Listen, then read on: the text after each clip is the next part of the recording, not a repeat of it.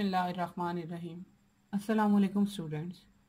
Today's our topic of discussion is Gauss-Seidal method or method of successive displacement to find the solution of system of linear equations. In previous lectures we have discussed that system of linear equation can be solved by using direct and indirect method. In direct method we have discussed that there are different types of method: Gauss elimination method, Gauss-Jordan method, LU factorization method, or inversion method, theorem rule. These are the direct methods to solve system of linear equation. And in previous lecture we have discussed that indirect method to solve system of linear equation are called iterative methods, and these methods are of two types. First is Gauss-Jordan method and second is Gauss-Seidal method. The Gauss-Jordan method and Gauss-Seidal method is mostly used when system of linear equation consists upon a large number of equations, linear equations, either of 50, 60 range or 100 or more than hundreds. If our system of linear equation consists upon a large number of linear equations, then their solution can be found by using iterative method or indirect method called as Gauss-Jordan method or Gauss-Seidal method. Gauss-Jordan method we have discussed in previous lecture. Today we will discuss Gauss-Seidal method. Firstly is that Gauss-Seidal method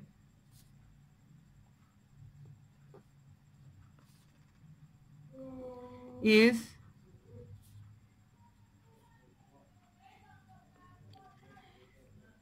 two time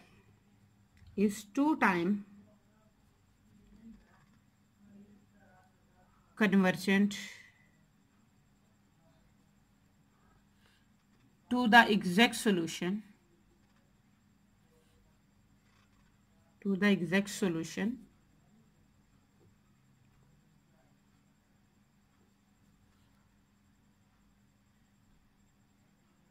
rather than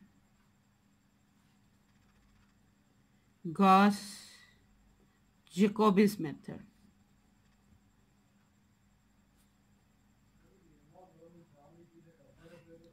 Gauss-Jacobi's method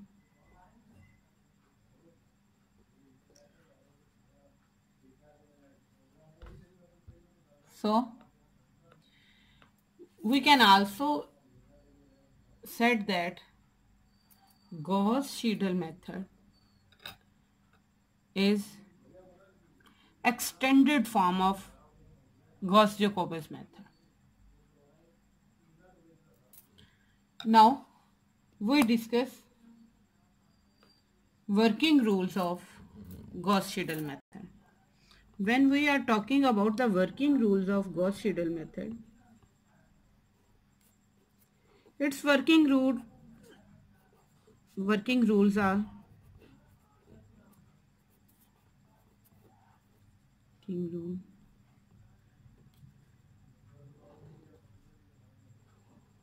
little bit different from the Gauss-Jacobi's method. First working rule is same as Gauss-Jacobi's method, that is, first is that A, that is coefficient matrix, A matrix, that is coefficient matrix, that is coefficient matrix should be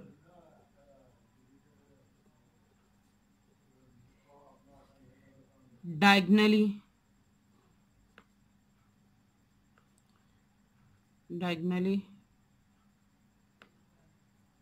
dominant,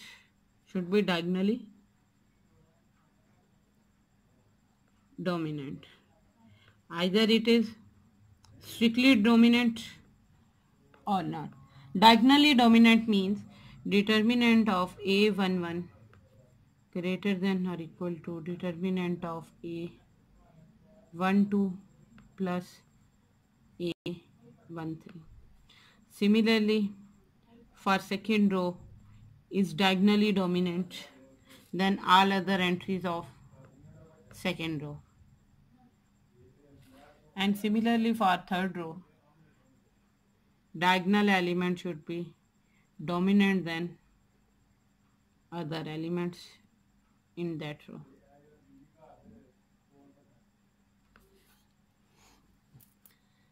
Second rule is same as Gauss-Jacobi's method. Second step is same as Gauss-Jacobi's method. That is, if A11x1 plus A12x2 plus A13x3 is equal to 0, A21x1 plus A22x2 plus A23x3 is equal to 0 or B2, A31x1 A32x2 plus A33x3 is equal to B3 is a given system of linear equation. Then x1 is equal to 1 over A11 into B1 minus A12x2 minus A13x3.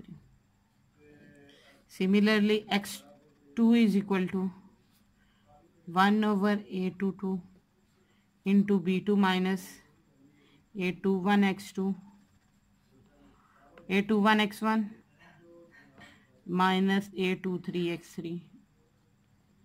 And for x3, from third equation we get 1 over A33 into B3 minus A31x1 minus A32x2. Now we are moving toward third step. The working rule of Gauss-Seidal method, third step is also same as Gauss-Jacobi's method. That is, we have to use initial iteration. Put initial iteration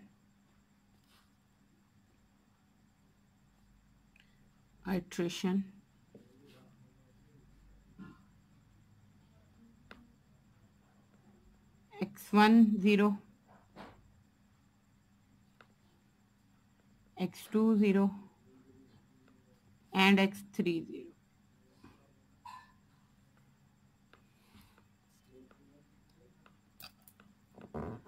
When we will put x2 0, x3 0, to get value of x1, for x1 this implies that there will occur difference from Gauss-Jacobi's method. The difference is that in Gauss-Jacobi's method we put x1 0, x2 0 and x3 0 in these equations to get value of first iteration. But in Gauss-Seidal method we will put x2 0 and x3 0 into first equation and we will get x2 0. This is initial iteration, therefore we are writing it as 0. And we will get x1 is equal to 1. This is first iteration. This is the first iteration. When we are talking about first iteration, we have to put x2 0 and x3 0 in this equation and we will write it as A12 x20, that is initial iteration, minus A13 x3 is initial iteration, that is 0. Now to get value of x2,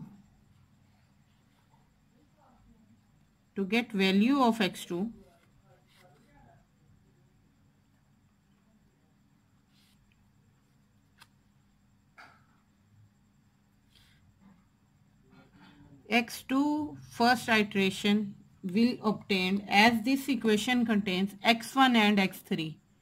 So we will put x1 will replace with this value x11. x1 will replace with x11, that is first iteration value, and x3 will replace with x30. That is the difference between Gauss-Seidal method and Gauss-Jacobi's method. In Gauss-Jacobi's method, we take values from one iteration and put into the next iteration.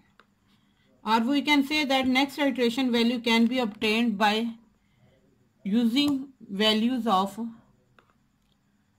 its previous iteration. But in Gauss-Seidal method, when we have to take value of one iteration variable,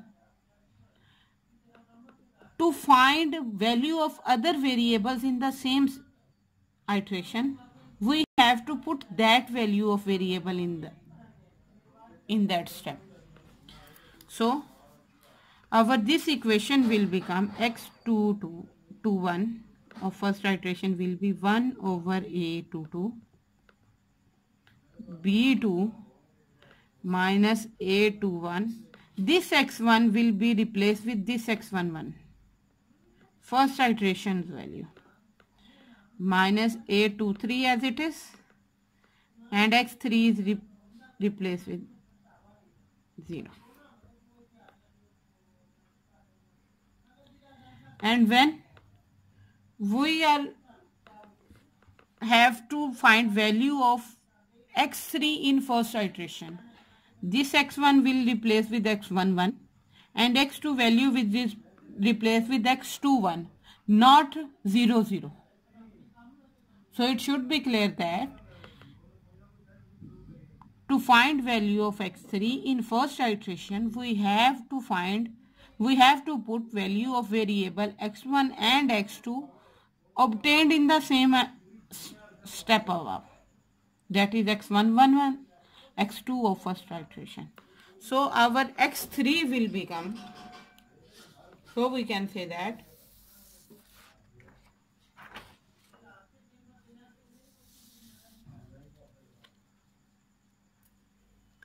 to get value of x3,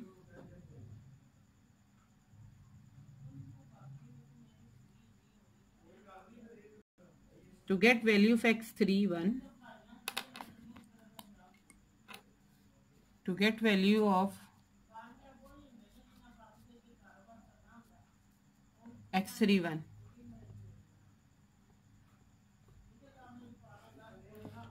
we have to put x2 is equal to 2 of first iteration, and x1 we have to put x1 obtained from first iteration.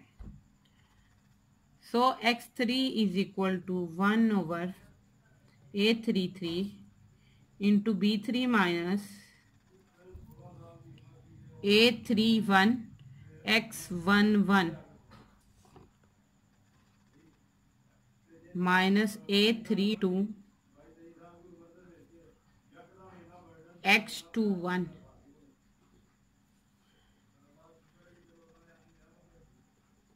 and so on for next iteration.